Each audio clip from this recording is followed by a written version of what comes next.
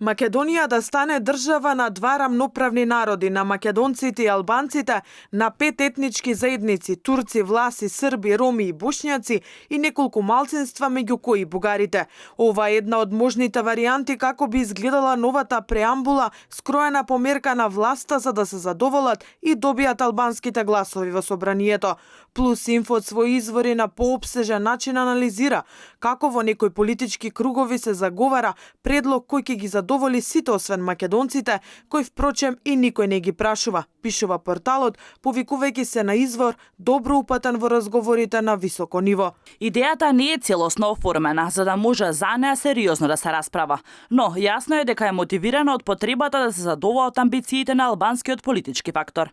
Дури и под предпоставка да се согласиме дека и тоа не е спорно, овој концепт создава нови проблеми, не само за мнозинската етничка заедница, македонците. Како што гледаме, во овој процес македонците веќе се прежалени. Прашање е сепак како би се именувале турците, власите, србите, ромите и бошњаците, кои сега веќе имаат формално рамноправен статус со албанците, барем во преамбулата.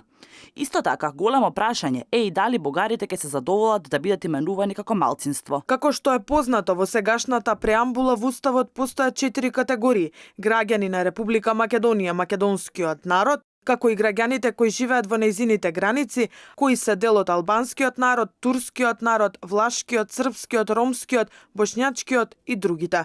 Ова би значило дека досегашниот уставен текст дека Македонија е држава на македонците и другите етнички заедници би било минато доколку владеачкото мнозинство ги прифати ваквите преговарања, а за возврат би добиле парламентарни гласови за уставните измени. Во меѓувреме, шефот на државата останува на тврдењата дека внесувањето на бугарите во уставот нема да ја разниши од државата. Но не само бугарите, според Пендаровски, Македонија треба да ги внесе и останатите етнички заедници. Многу пати досега имам кажано дека внесувањето на помалите етнички заедници во уставот, вклучително и на бугарите, нема да ја загрози безбедноста на државата, ниту ќе ја разниша нашата внатрешна стабилност.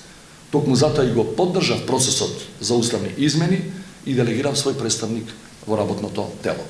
Освен бугарите, засега се споменуваат и хрватите, црногорците, египтјаните и евреите, кои во преамбулата би биле формално еднаков статус како и албанците, што дополнително би ја зголемила фрустрацијата кај нив, пишува порталот.